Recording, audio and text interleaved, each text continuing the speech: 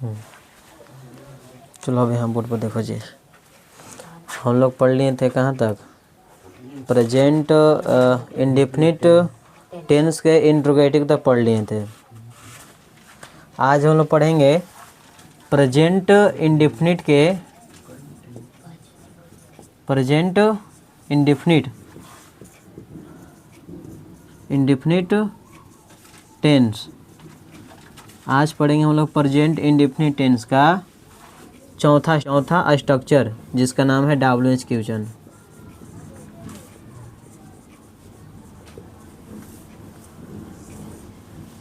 आज पढ़ेंगे हम लोग प्रेजेंट इंडेफिनिट टेंस का चौथा स्ट्रक्चर WH क्वेश्चन।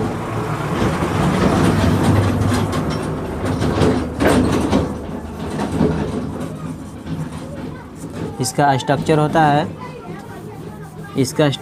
है WH क्वेश्चन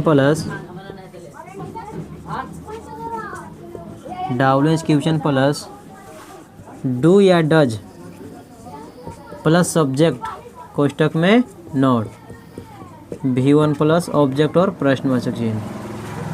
यह आपका जो है स्ट्रक्चर हो जाएगा WH क्वेश्चन का। तो इसको बनाने के लिए सबसे पहले क्या करना है कि WH क्वेश्चन को लिखना है। WH क्वेश्चन, तो सबसे पहले हम इसके बारे में जानेंगे कि WH क्वेश्चन होता क्या है। तो यह जो WH क्वेश्चन है, यह जो WH क्वेश्चन है आपका WH क्वेश्चन, इसमें 5-6 गो मीनिंग है इसका, वही आपका WH क्वेश्चन रहता है। तो इस WH क्वेश्चन का अगर 5-6 मीनिंग आप अगर याद कर लेते हैं तो आपको ऐसे ही पता चल जाएगा कि WH क्वेश्चन है क्या। WH क्वेश्चन कुछ भी नहीं है, सिर्फ 5 या 6 वर्ड मीनिंग है, 6 वर्ड याद करना पड़ता है। जिसमें पहला आता है पहला आता है, जैसे मान चलो कुछ भी ले लो, क्यों, तो इसका मीनिंग हो जाता है वाई माने क्यों। और दूसरा कब का मीनिंग वाट नहीं वेन होता है ना जी, कब का मीनिंग वेन। तीसरा हो जाएगा कहाँ, और कहाँ की मीनिंग होता है वेयर माने कहाँ। और चौथा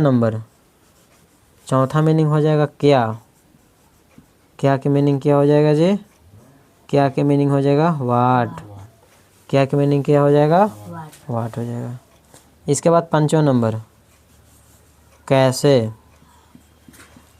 की मीनिंग बताइए, कैसे की मीनिंग हाउ होता है, कैसे की मीनिंग क्या हो जाएगा हाउ हो जाएगा।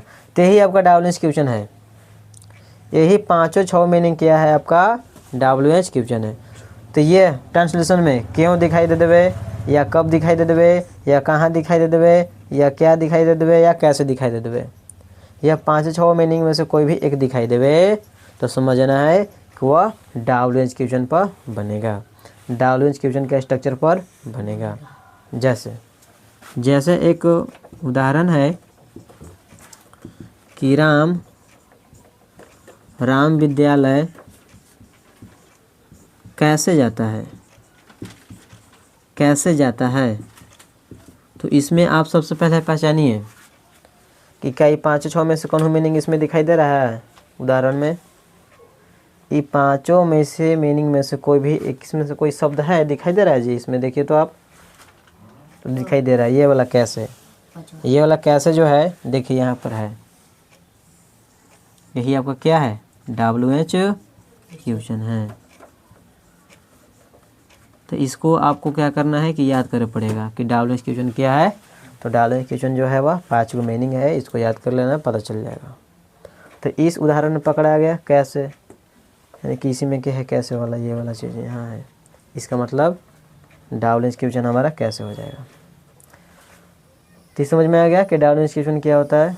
इसके बाद डू या डज प्लस सब्जेक्ट, यानी कि सब्जेक्ट के अनुसार ही आपको या तो डज का प्रयोग करना है या तो फिर डू का प्रयोग करना है, या तो डू या तो डज, डिपेंड सब्जेक्ट। इसके बाद कोष्टक में नोट, प्रश्न में नोट रहेगा तो यूज करना है, नहीं रहेगा तो यूज नहीं करना है। इसके बाद V1 कौन होता है, जो सबसे लास्ट में रहता है, या जिसको क्रिया कहते हैं हम लोग हिंदी में। इसके बाद ऑब्जेक्ट। ऑब्जेक्ट कौन होता है? जिसके जो मीनिंग लिखने के बाद लास्ट में बच जाएगा, जो लास्ट में बच जाएगा उसी को बोलेंगे ऑब्जेक्ट। अब बाकी तो प्रश्नवाचक चिन्ह तो आपको रहबे करेगा प्रश्न में भी, और उसका आप जो जवाब दीजिएगा इंग्लिश में उसमें भी। तो सबसे पहले इसको बनाने का प्रयास करते हैं।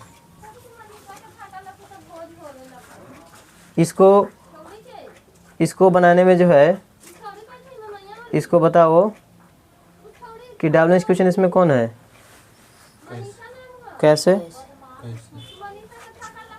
तो कैसे का बताइए, मीनिंग क्या हो जाएगा?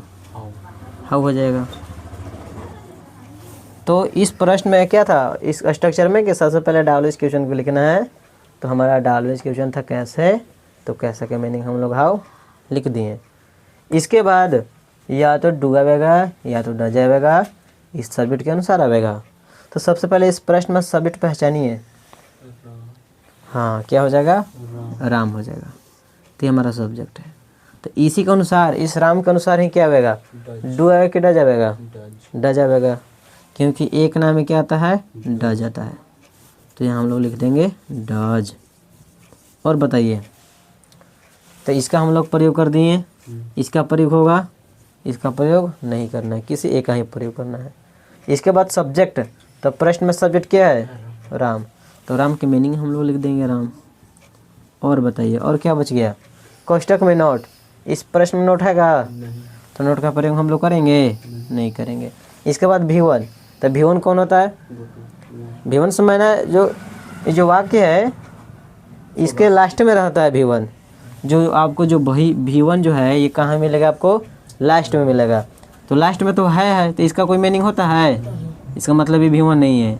इसका देखिए, इसका कोई मीनिंग होता है? होता है, समझो कि ये V1 है। तो सबसे पहले आपको V1 कहाँ देखना है? तो किसी भी सेंटेंस के लास्ट में देखना है। तो इसके लास्ट में तो है, तो इसका तो मीनिंग कुछ हम लोग पढ़े है नहीं, तो इसका तो V1 है नहीं। इसके बाद जाता। तो जाता के हम लोग मीनिंग याद किए हैं, जाना, जाता चाहे जाना। इसका मीनिंग होता है गो। इसका मतलब यही हमारा क्या है? V1 है। यही हमको लिखना है, तो हम लोग इसका मीनिंग लिख देंगे। इसका मीनिंग क्या होता है? गो होता है, तो गो लिख देंगे। और आपको पता होगा कि इस गो के साथ हमेशा क्या आता है? गो के साथ हमेशा क्या आता है? टू आता है। तो यहाँ टू का प्रयोग कर देंगे। इसके बाद क्या है? इसके बाद ऑब्जेक्ट। तो इसमें मीनिंग कौन बच गया? विद्यालय बच गया। तो समझो कि यही हमारा ऑब्जेक्ट है, और इसको मीनिंग लास्ट में लिख देंगे, तो स्कूल हो जाएगा। और लास्ट में क्या लिखना है? प्रश्नवाचक चिन्ह। यहाँ प्रश्नवाचक चिन्ह बैठा देना है। एक और सवाल देखिए, जैसे है वे लोग। एक और सवाल देखिए जी, दूसरा नंबर। वे लोग क्यों नहीं पढ़ते हैं? इसमें बताइए जी, इस प्रश्न में डब्ल्यूएच क्वेश्चन पर कौन है? इसमें डब्ल्यूएच क्वेश्चन कहाँ है बताइए? ये वाला है ना। तो हम लोग सबसे पहले इसी का मीनिंग लिखना है ना। तो क्यों की मीनिंग क्या हो जाएगा? क्या हो जाएगा जी? ये वाला देखिए, ये वाला क्यों वाई हो जाएगा, तो वाई लिख देंगे। और बताइए, अब आ जाइए स्ट्रक्चर में। इसमें क्या था? पहले डब्ल्यूएच क्वेश्चन लिखना था, हमने लिख दिया। इसके बाद डू या डज डिपेंड सब्जेक्ट। तो इस प्रश्न में सब्जेक्ट क्या है बजी? बताओ तो। इस प्रश्न में सब्जेक्ट क्या है? इसमें सब्जेक्ट हाँ, वेलो। तो वेलो के अनुसार क्या आएगा? इस वेलो के अनुसार आएगा डू की डज? क्या आएगा? डू आएगा ना, ये वाला आएगा। तो हम यहाँ डू का प्रयोग कर देंगे। और जब डू का प्रयोग होगा तो यहाँ डज का प्रयोग करेंगे? नहीं करेंगे। इसके बाद सब्जेक्ट ना। तो सब्जेक्ट कहाँ है? वेलो है ना। तो वेलो का मीनिंग लिख देना है ना। तो वेलो का मीनिंग क्या होता है? दे हो जाएगा। इसके बाद कोष्टक में नोट है जी। देखो तो इसमें नोट है? नहीं है का? देखो इसमें नहीं है, तो हम लोग नोट का प्रयोग करेंगे। समझ में आ गया? रहेगा तो क्या करना है? रहेगा तो करना है। तो यहाँ नहीं है, तो नोट का इला नोट का प्रयोग यहाँ करना है। इसके बाद V1। इसमें प्रश्न में V1 कौन है? आपको अभी बताया। V1 कहाँ मिलेगा? तो किसी भी उदाहरण के लास्ट में मिलेगा। लास्ट में देखिए, तो लास्ट में ये है, तो इसका कोई मीनिंग हम लोग पढ़े हैं नहीं। ये तो V1 हमारा होगा नहीं। इसके बाद ये वाला पढ़ता। इसका मतलब हम लोग इसका मीनिंग पढ़े हैं कि पढ़ता का मीनिंग रीड होता है। समझो कि ये हमारा V1 है, तो ये हमारा क्या हो जाएगा? V1 हो जाएगा। तो इसका मीनिंग क्या होता है जी? रीड होता है। तो यहाँ रीड लिख देंगे। और कुछ बचा हुआ है क्या इसमें? नहीं है तो इसमें ऑब्जेक्ट नहीं लिखेंगे, प्रश्नवाचक चिन्ह तो लिख ही पड़ेगा आपको, नेसेसरी है जी। तो इस तरह से जो है पूरा आपका डाब्लिंग क्वेश्चन जो है इस तरह से बनाते हैं। और बाकी हम लोग अब आगे पढ़ेंगे। समझिए कि ये आपका प्रेजेंट इंडेफिनिट अब जाके पूरी तरह से ख़त्म हुआ है चौथा वीडियो में। ये पूरा जो है प्रेजेंट इंडेफिनिट टेंस जाके चौथा वीडियो में जो है 4 स्ट्रक्चर ख़त्म हुआ है। तो ये पढ़ाई बहुत ही डेप्थ में जा रहा है ना। तो इसको ध्यान से पढ़ना है, इसको याद भी रखना है। क्या है कि ये जो पढ़ा रहे आपको यह सीमित आपको यहाँ तक नहीं रहेगा, सीमित आपको कम से कम 12वीं तक आपको चलेगा, सेम ही पढ़ाई रहेगा ग्रामर में। अगर ग्रामर पढ़ते हैं 12वीं क्लास में तो आपको सेम इतना ही डेप्थ में आपको सर सिखाएंगे। तो इसको ध्यान में रखना है, इसको उतार लीजिए। हम लोग अब आगे बढ़ेंगे। प्रेजेंट कंटिन्यूअस पहला खत्म हो गया था प्रेजेंट इंडेफिनिट, और दूसरा आता है आपका प्रेजेंट कंटिन्यूअस। दूसरा क्या आता है? Present continuous tense. Present continuous tense. अब यहाँ से लिखना है जी पहचानने का नियम। पहचानने का नियम, यहाँ से डैश मारना है और लिखना है कि जिस हिंदी वाक्य की क्रिया के अंत में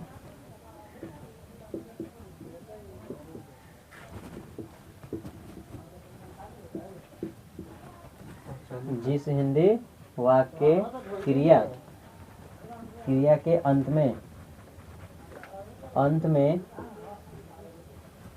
रहा है या रही है या रहे हैं लगा रहता है,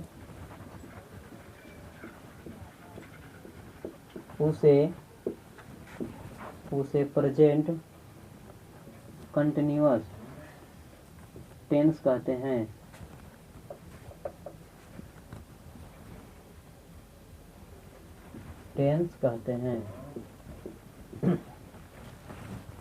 क्या देखिए जी, इसका नियम क्या हम लोग पढ़ रहे हैं पहचानने का, कि क्रिया के अंत में क्या रहना चाहिए? रहा है या रही है या रही है। इसका हम यहाँ पर शॉर्ट कर देते हैं जी।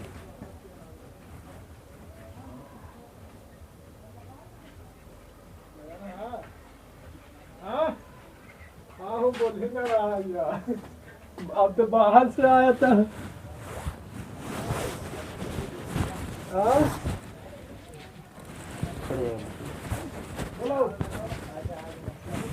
यहाँ देखिए जी प्रेजेंट कंटिन्यूअस टेंस।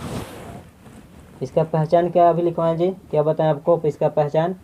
कि रहा है या रही है या रहे हैं, अगर लगा रहता है।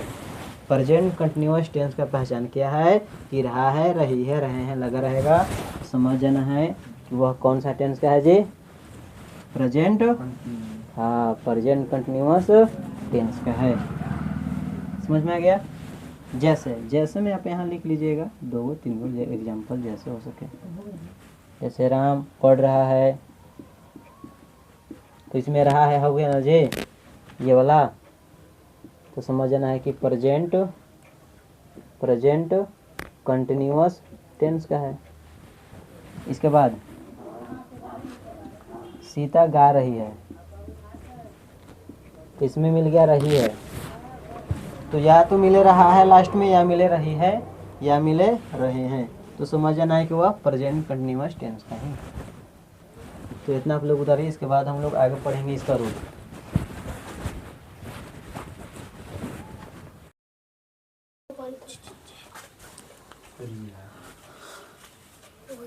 तो हम लोग पिछला क्लास में कहाँ तक पढ़ लिए थे? हम लोग पढ़ लिए थे प्रेजेंट कंटिन्यूअस टेंस के पहचानने के नियम तक ही पढ़े थे बस। हाँ,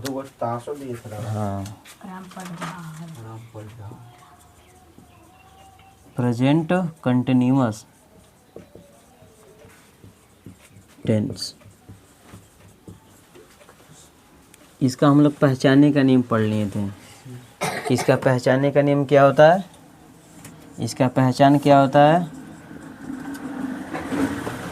तो इसका पहचान होता है कि वह क्रिया के अंत में रहा है, रही है या रहे हैं लगा रहता है। क्रिया के अंत में, क्रिया के अंत में क्या रहता है? रहा है या रही है या रहे हैं। अगर इन तीनों चारों में से अगर कोई दिखाई देता है, इन तीनों चारों में से कोई भी दिखाई देता है तो हम समझ जाते हैं कि वह प्रेजेंट कंटिन्यूअस टेंस का ही है। अब हम लोग इसका बनाने का नियम पढ़ेंगे। तो इसमें सबसे पहला आता है अफर्मेटिव सेंटेंस।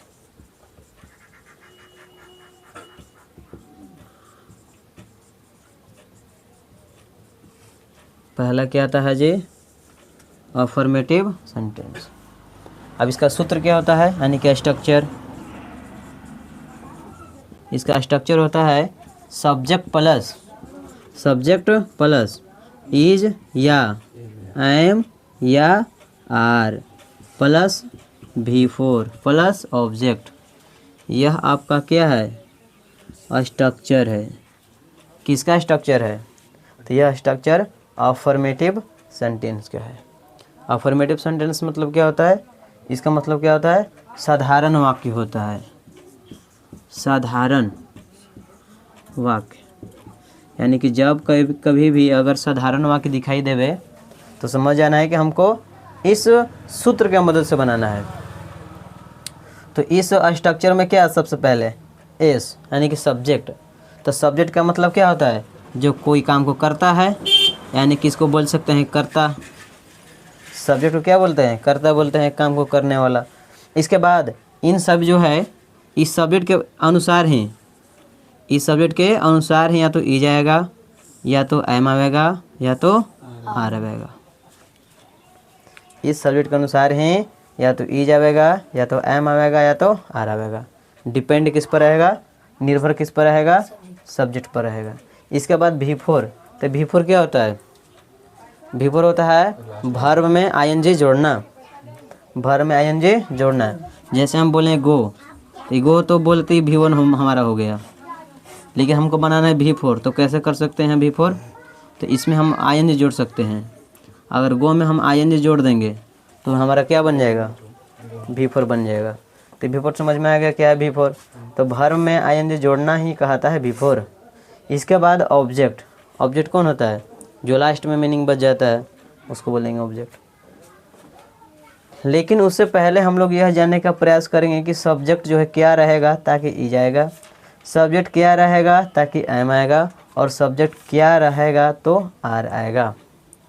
तो इसके लिए हम लोग नीचे देखेंगे। नीचे क्या देखना है कि अगर सब्जेक्ट के स्थान पर अगर ही रहता है, क्या रहे?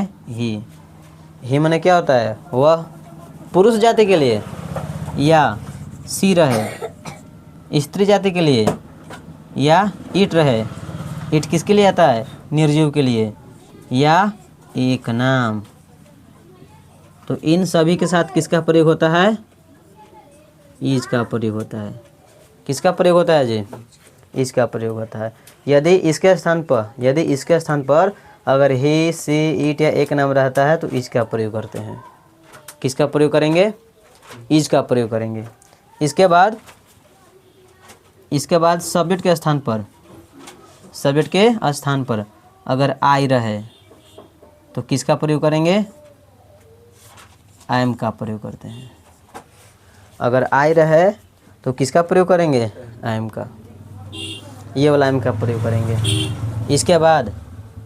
इसके बाद अगर सब्जेक्ट के स्थान पर अगर वी रहे, वी मने हम लोग, या यू रहे, यू मने तुम होता है, तुम लोग होता है, आप होता है, आप लोग होता है। इसके बाद दे मने वे लोग या उन लोग, दोनों होता है, वे लोग या उन लोग, या दो नाम या दो से अधिक भी हो सकता है। तो इन सभी के साथ किसका प्रयोग करते हैं? आर का प्रयोग करते हैं। किसका प्रयोग करेंगे? ये वाला आर का प्रयोग करेंगे। तो इतना जो है अगर याद रहता है तो अभी जो है आपसे बनने वाला है, इन सारे चीज़ों को आपको याद रखना पड़ेगा। ये वाला, तो इतना आप लोग उतारिए। चलो अभी रुक जाना, अभी उतारना नहीं है, एक देख लो उदाहरण कैसे बनता है। जैसे है कि राम किताब पढ़ रहा है, किताब पढ़ रहा है। तो सबसे पहले इसको बनाने से पहले क्या करते हैं जी, बताओ। इसको हमको बनाना है ट्रांसलेशन, तो सबसे पहले क्या करेंगे, इसको पहचानेंगे। इसको पहचानेंगे कि वह कौन टेंस का है। तो बताइए कौन टेंस का है जी, पहचानो तो पहचानने के लिए हम लोग क्या करते हैं, लास्ट में देखते हैं। सबसे वाक्य क्या करते हैं, लास्ट में देखते हैं, और लास्ट में देखने से हम लोग को क्या मिल रहा है, लास्ट में देखने से हम लोग क्या मिल रहा है। तो यह रहा है कौन टेंस का होता है जी, तो यह रहा है जो है आपका प्रेजेंट, हाँ प्रेजेंट कंटिन्यूअस टेंस का होता है ना। ये वाला देखिए रहा है, ये वाला मिल गया, यानी कि वह प्रेजेंट कंटिन्यूअस टेंस का पूरा वाक्य है। यह पूरा वाक्य किसका हो जाएगा, प्रेजेंट कंटिन्यूअस टेंस का हो जाएगा। ये तो हम लोग पहचान लिए। अब पहचानने के बाद हम लोग इसको बनाने का प्रयास करेंगे। कैसे बनाएंगे, तो इसको बनाने के लिए देखिए, तो यह जो है साधारण वाक्य है, इसमें कुछ वैसा कुछ दूसरा शब्द नहीं आया है जो लगे कि नहीं ये अलग तरह का शब्द है, नहीं। यह जो है साधारण वाक्य है, इसलिए हम लोग इस अफर्मेटिव सेंटेंस वाला का जो सूत्र है, स्ट्रक्चर है, उसके अनुसार बनाएंगे। इसके अनुसार बनाना है जी, क्या है कि साधारण वाक्य है ना, तो साधारण वाक्य हम लोग किसके अनुसार बनाएंगे, ये वाला नियम के अनुसार बनाएंगे। तो इस नियम में क्या बोल रहा है कि सबसे पहले आप सब्जेक्ट लिखिए। यहाँ देखो जी बोर्ड पर, इसमें क्या लिखना है, सबसे पहले सब्जेक्ट। तो प्रश्न बताओ, प्रश्न में सब्जेक्ट क्या है, पूरा प्रश्न में सब्जेक्ट क्या है, राम। ये वाला है ना, क्योंकि सब्जेक्ट हम किसको कहते हैं, कर्ता को कहते हैं, यानी काम को करने वालों को कहते हैं।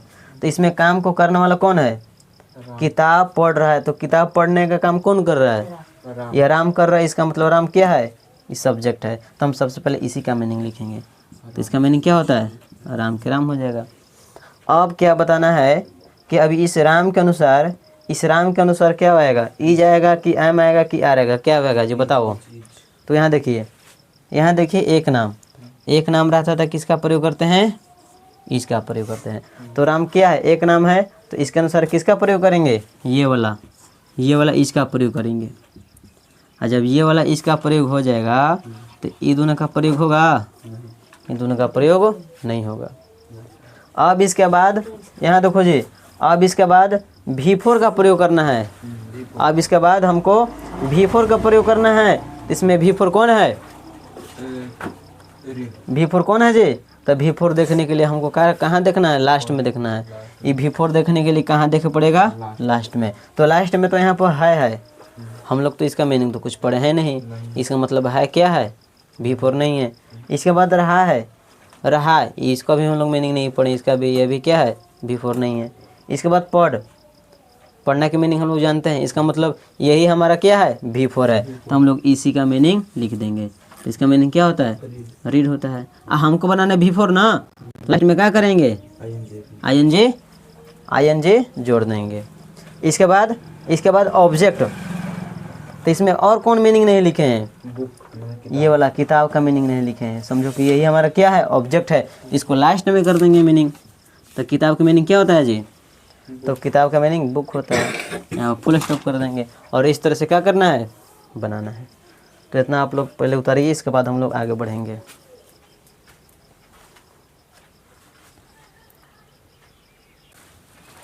चलो जी यहाँ देखो, अब हम लोग पढ़ेंगे इसका निगेटिव।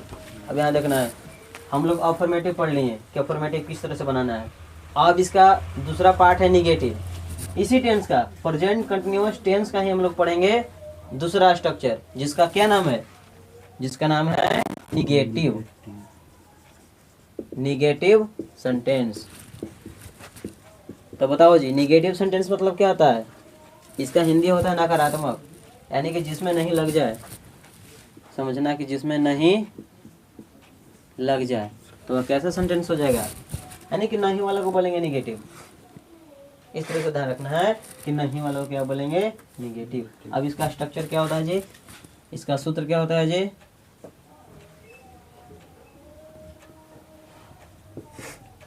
इसका सूत्र होता है कि सब्जेक्ट प्लस इज या एम या आर प्लस नोट। नोट क्यों लिखे पता चल गया जी? क्योंकि जोन प्रश्न में नहीं रहेगा उसका मीनिंग तो नोट होता है, उसका नोट तो लिखना ही पड़ेगा। तो इसका सूत्र हो जाएगा सब्जेक्ट प्लस इज या एम या are plus not plus V4 plus object. यह आपका निगेटिव सेंटेंस का सूत्र है। जैसे मोहन और सोहन बाजार नहीं जा रहा है।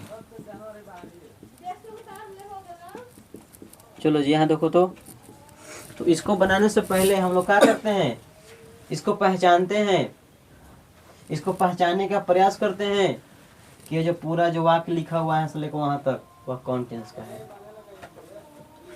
तो बोलो जी इसको पहचानो कौन टेंस का है। देखो तो इसको पहचानने के लिए सबसे पहले हम लोग क्या करेंगे, लास्ट में देखेंगे ना।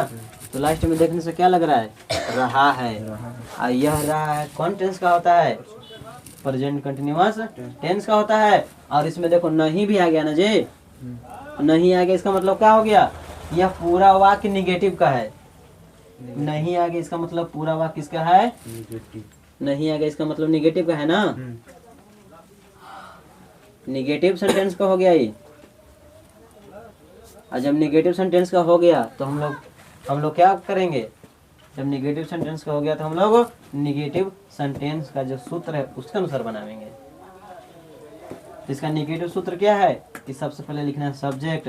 इस प्रश्न में सब्जेक्ट क्या है, सब्जेक्ट क्या है, जो कोई काम को करता है।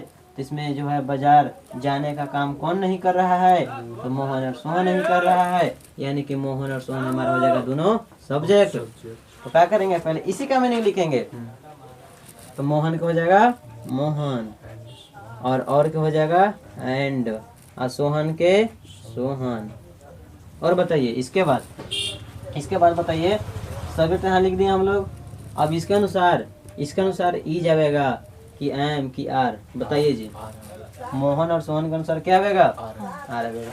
अभी लिखवाएं कि जब दो नाम रहता है तो दो नाम है ना जी, तो दो नाम के साथ हम लोग ये वाला आर का प्रयोग करते हैं, आर का प्रयोग करते हैं। और जब आर का प्रयोग कर दिए तो ई दोनों का प्रयोग होगा, नहीं होगा, काहे कि तीनों में से किसी एक का रहता है प्रयोग करने के लिए। इसके बाद नॉट, तो नहीं के मीनिंग हो जाएगा यहाँ पर नॉट। और बोलो इसके बाद V4, तो V4 हम लोग को कहाँ मिलता है, लास्ट में मिलता है। इसके लास्ट में कौन है, ये वाला है, लेकिन इसका हम लोग मीनिंग नहीं जानते हैं, तो V4 नहीं है। इसके बाद ये वाला, इसका भी मीनिंग नहीं है, हम लोग जानते हैं, V4 ये भी नहीं है। इसके बाद जाना, इसका मीनिंग हम लोग जानते हैं, समझो कि हमारा क्या है, V4 है। तो इसका पहले मीनिंग लिखेंगे गो, और इसमें हम लोग ING लगाएंगे ना, तो ING लगा देंगे तो क्या हो जाएगा, यह V4 बन जाएगा। अब V4 के बाद हमको ऑब्जेक्ट लिखना है। इसमें और कौन मीनिंग बच गया जिसको हम लोग नहीं लिखे हैं, ये वाला नहीं लिखे हैं, बाजार। इसका हम लोग लास्ट में मीनिंग डाल देंगे। तो इसका मीनिंग क्या होता है बाजार के, मार्केट। इस तरह से क्या करना है, नेगेटिव सेंटेंस को। एक और देखिए एग्जांपल, जैसे है कि वे लोग नहीं,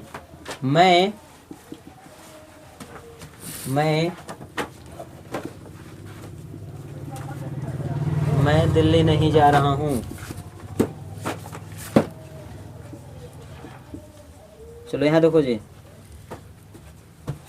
तो इसको बनाने से पहले, अभी उतारना नहीं है, देखना पहले। इसको बनाने से पहले हम लोग क्या करते हैं, इसको पहचानते हैं। तो पहचानो जी कौन टेंस का है, पहचानो। तो पहले पहचानिए। तो पहचानने के लिए हम लोग क्या करते हैं, लास्ट में देखते हैं। तो लास्ट में क्या है, रहा हूँ, यानी कि रहा है वाला है। तो रहा है वाला कौन टेंस का होता है, प्रेजेंट कंटिन्यूअस टेंस का होता है। तो हमको पता चल गया कि जो पूरा वाक्य है, या पूरा वाक्य किस टेंस का है, प्रेजेंट कंटिन्यूअस टेंस का है। ये तो पकड़ा गया हमारा। अब इसके बाद इसको देखना है कि इसमें और क्या चीज़ इसमें हमको मिल रहा है। इसमें देखो तो नहीं मिल रहा है का, तो नहीं से हमको क्या पता चल गया कि निगेटिव हो जाएगा। इसका मतलब ये क्या हो गया, निगेटिव, निगेटिव सेंटेंस हो गया। जब निगेटिव सेंटेंस हो गया तो हम लोग क्या करेंगे, निगेटिव वाला सूत्र से बनाएंगे। जब निगेटिव पता चल गया कि पूरा निगेटिव है तो हम लोग इस निगेटिव वाला सूत्र से बनाने में। तो इसमें सूत्र में पहले क्या बोला है, सब्जेक्ट। इस प्रश्न में सब्जेक्ट क्या है, मैं है, तो मैं की मीनिंग क्या होता है, आई होता है। अब इस आई के अनुसार बताओ, इज की एम की आर क्या आएगा, गलत जवाब, इज नहीं आता है। आई देखो कॉपी में, अभी बताएं आई के साथ क्या आता है, ये वाला एम का प्रयोग होता है। तो यहाँ हम एम का प्रयोग करेंगे, और जब एम का प्रयोग हो जाएगा तो ये दोनों का प्रयोग होगा, दोनों का प्रयोग नहीं करेंगे। इसके बाद नॉट का प्रयोग करना है, तो ये नहीं के लिए मीनिंग, ये नहीं के लिए मीनिंग यहाँ पर नॉट आ जाएगा। और बताओ, नॉट का प्रयोग करने के बाद बिफोर, तो प्रश्न में बिफोर कहाँ मिलेगा, लास्ट में मिलेगा। लास्ट में ये दोनों है, इसका दोनों के भी मीनिंग तो होता है नहीं। इसके बाद इन आ जाएगा, इसका तो मीनिंग होता है, इसका लिख देंगे हम लोग मीनिंग गो। लेकिन हमको बनाना है बिफोर, तो क्या करेंगे, लास्ट में आईएनजी जोड़ देंगे, बिफोर हो गया। इसके बाद गो के साथ हमेशा टू आता है जी, तो यहाँ टू लिख देंगे। नहीं, अब क्या बच गया, दिल्ली ना, तो दिल्ली के मीनिंग होता है इंग्लिश में दिल्ली, दिल्ली लिखाता है, पढ़ते हैं दिल्ली, लिखाता है दिल्ली। अब गो के साथ हमेशा टू आता है, इसलिए टू नहीं छोड़ना है। अब इसमें भी यहाँ टू छूटा हुआ है, इसमें भी टू का होगा, लगाना पड़ेगा। तो इस तरह से क्या करते हैं हम लोग, निगेटिव सेंटेंस को बनाते हैं। इतना आप लोग उतारिए, इसके बाद हम लोग आगे बढ़ेंगे। और एक्सरसाइज बना लेना है घर से, कोई दिक्कत नहीं, एक्सरसाइज आगे भी बना देना है। किताब है जी, करंट चलेगा, जूनियर नहीं चलेगा, करंट चलेगा। इतना पहले उतार, कहाँ तक पढ़ाई हो गया है, प्रेजेंट कंटिन्यूअस टेंस तक हम लोग कल पढ़ लिए थे। कहाँ तक हुआ था प्रेजेंट कंटिन्यूअस के,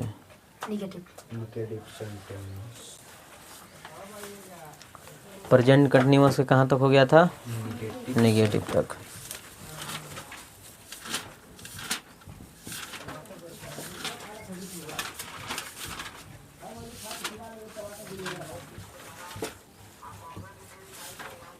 प्रेजेंट कंटिन्यूअस टेंस, तो सबसे पहले इसका पहचानने के नियम लिखवाए होंगे, तो बताइए इसका पहचान के नियम क्या होता है। हाँ, क्या होता है, रहा है या रही है या रहे हैं, यही रहता है। चलो, तो इसमें हम लोग इस प्रेजेंट कंटिन्यूअस टेंस का हम लोग निगेटिव तक पढ़ लिए थे, और आज के क्लास में हम लोग पढ़ेंगे इसी टेंस का, इस प्रेजेंट कंटिन्यूअस टेंस का ही तीसरा स्ट्रक्चर, जिसका नाम है इंट्रोगेटिव। तीसरा, दो हम लोग पढ़ लिए, पहला अफर्मेटिव पढ़ लिए, दूसरा निगेटिव पढ़ लिए, और आज की क्लास में पढ़ेंगे इंट्रोगेटिव, इंट्रोगेटिव पढ़ेंगे।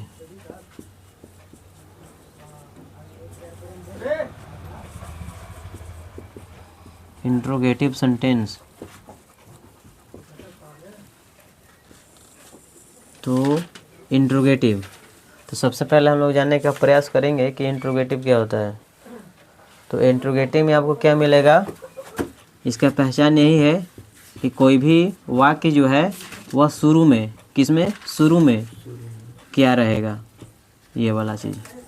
अगर शुरू में क्या है और लास्ट में प्रश्नवाचक चिन्ह, तो वो हो जाएगा इंट्रोगेटिव सेंटेंस। इंट्रोगेटिव सेंटेंस की पहचान क्या है, तो शुरू में क्या रहना चाहिए और लास्ट में प्रश्नवाचक चिन्ह रहना चाहिए। तो आपको समझ आना है कि वह इंट्रोगेटिव सेंटेंस का ही वाक्य है। और जब पता चल जाएगा कि वह इंट्रोगेटिव का है तो हम लोग कैसे बनाएंगे, तो यहाँ पर देख लेते हैं इसका स्ट्रक्चर। तो इसका स्ट्रक्चर क्या होता है जी, तो इसका जो स्ट्रक्चर है वह पहले ही या तो इज आ जाएगा, या तो एम आ जाएगा, या तो आर आ जाएगा, पहले ही इसके बाद सब्जेक्ट और कोष्टक में नोट हो जाएगा। हम कोष्टक में यहाँ नोट क्यों लिखें? क्योंकि कोई ठीक नहीं है, प्रश्न में नोट रहेगा तो हम लोग नोट का प्रयोग करेंगे, नहीं रहेगा तो नहीं करेंगे, इसलिए कोष्टक में लिखा हुआ है। इसके बाद V4 प्लस ऑब्जेक्ट और लास्ट में रहेगा प्रश्नवाचक चिन्ह। यह है आपका इंट्रोगेटिव सेंटेंस का स्ट्रक्चर। तो इज हमारा आपको समझ में आता है कि सब क्या है? ये सब आपका क्या है जी? ये सब आपका हेल्पिंग वर्ब है, हेल्पिंग वर्ब। ये सब सहायता करने वाला वर्ब है किसी भी वाक्य को पूरा करने के लिए। इसको होना अति आवश्यक रहता है, इसलिए इसको बोलते हैं हेल्पिंग वर्ब। इसके बाद एस यानी कि सब्जेक्ट, इसका हिंदी क्या होता है? कर्ता, जो कोई काम को करता है। और नोट तो समझ रहे हैं कि नहीं के लिए नोट का प्रयोग होता है। इसके बाद V4 आपको समझ में आता है क्या होता है? हाँ, जिसको उच्चारण करने में ना आ जाए वो समझो को वर्ब है। जैसे पढ़ना, खाना, दौड़ना सब में ना आ रहा है तो सब आपका वर्ब होता है। इसके बाद ऑब्जेक्ट कौन होता है? तो जो वर्ब को लिखने के बाद इसके अलावा जो बच जाएगा वह ऑब्जेक्ट में कहेगा। इसके बाद प्रश्नवाचक चिन्ह तो समझ रहे हैं आप लोग, प्रश्न में रहेगा तो प्रश्नवाचक चिन्ह आपको लिखना पड़ेगा। जैसे में एक उदाहरण है, क्या वह पढ़ रही है? यहाँ देखो जी,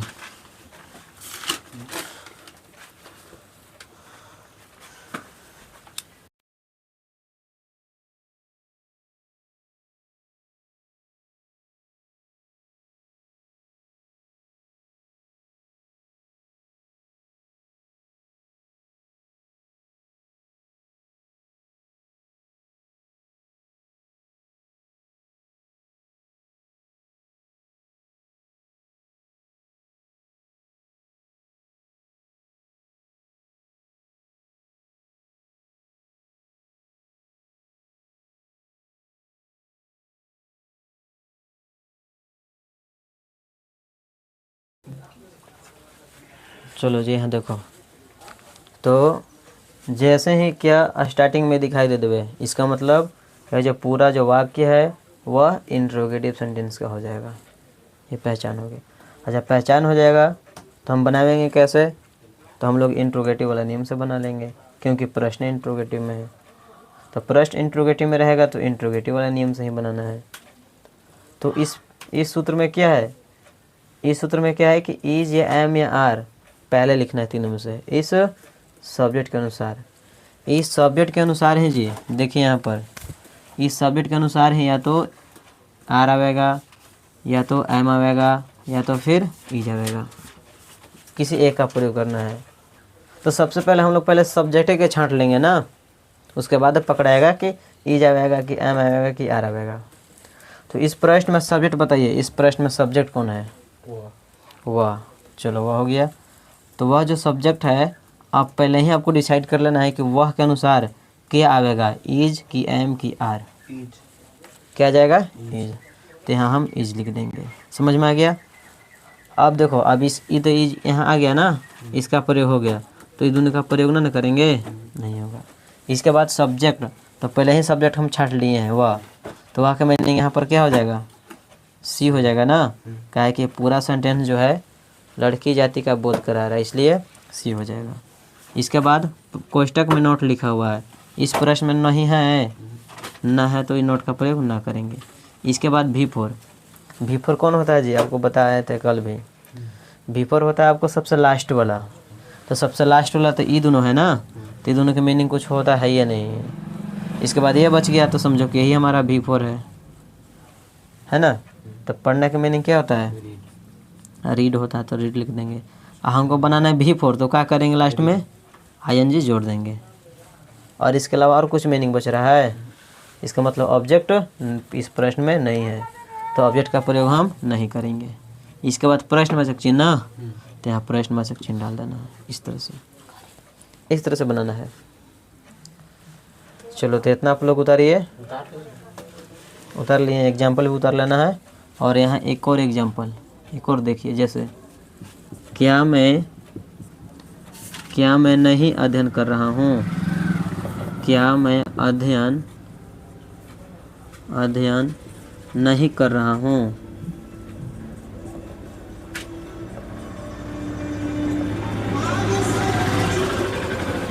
तो यहाँ देखा जाए जी, तो इसको बनाने से पहले हमको क्या करना है, पहचानना है।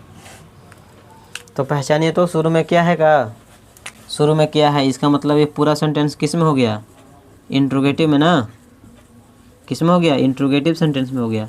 और जब इंट्रोगेटिव सेंटेंस पता चल गया तो हम लोग इंट्रोगेटिव वाला नियम से बना लेंगे।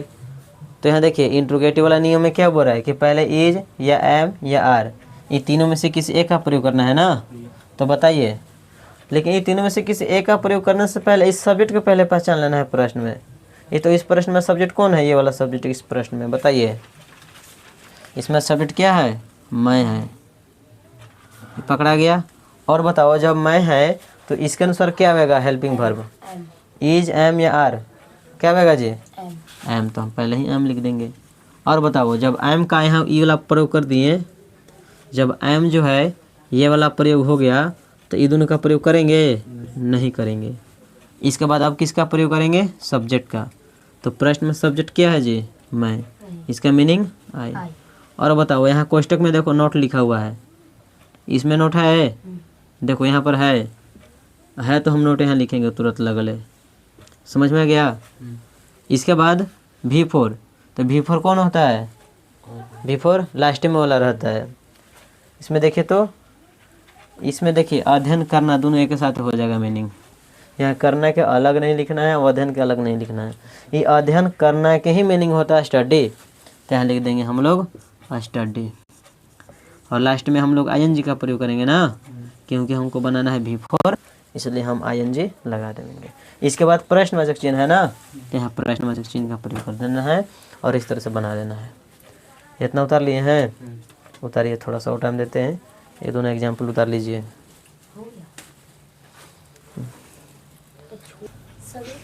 चलो जी, अब हम लोग देखेंगे WH क्वेश्चन। तीसरा ख़त्म हो गया, तीसरा के बाद चौथा नंबर क्या है हमारा, चौथा नंबर है WH क्वेश्चन।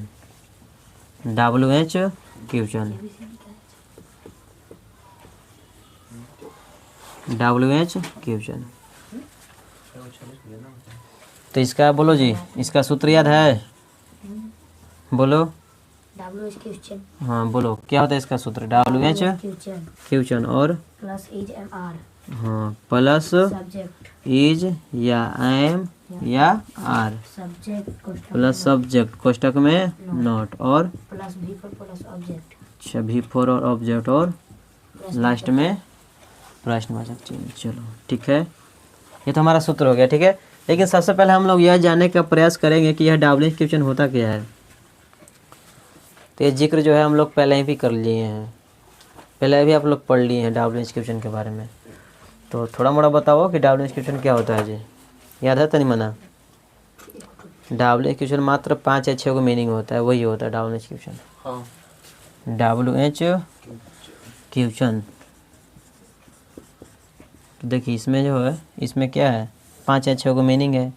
जैसे क्यों, क्योंकि, वाई, कहाँ, तो जो जिसको आपको अगर नहीं याद है तो उसको लिख लेना है, वेयर हो जाएगा कहाँ के। इसके बाद कैसे, कैसे के मीनिंग हाउ। इसके बाद कहाँ, कहाँ के तो हो गया है, कब, कब के हो जाएगा व्हेन। इसके बाद कैसे, कैसे के मीनिंग हाउ।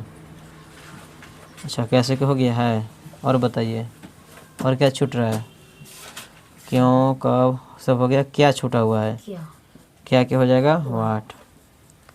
तो यही आपका WH क्वेश्चन है, ठीक है।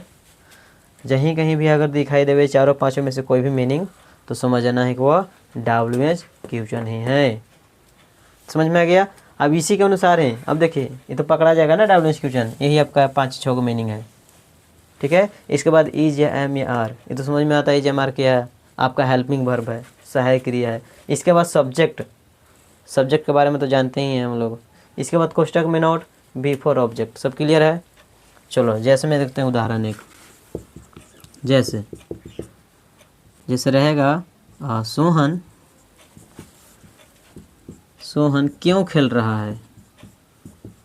तो बताइए जी, इसमें देखो तो इसमें WH क्वेश्चन है क्या कोई?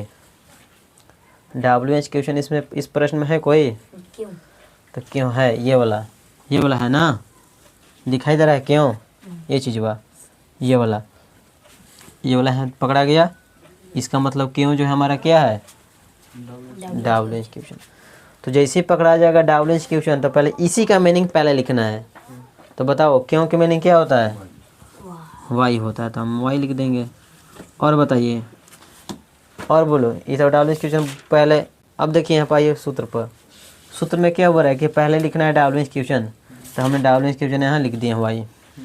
इसके बाद इज या एम या आर, ये तीनों में से किसी एक का प्रयोग करना है, लेकिन इस सब्जेक्ट के अनुसार ही प्रयोग करना है। इस सब्जेक्ट के अनुसार ही प्रयोग करना है, या तो इज का, या तो एम का, या तो आर का। तो बताइए, सबसे पहले सब्जेक्ट पहचानेंगे कि सब्जेक्ट क्या है। तो प्रश्न में सब्जेक्ट क्या है जी, सब्जेक्ट ये वाला है, काम करने वाला। मोहन सोहन काम कर रहा है ना, आपका सब्जेक्ट है।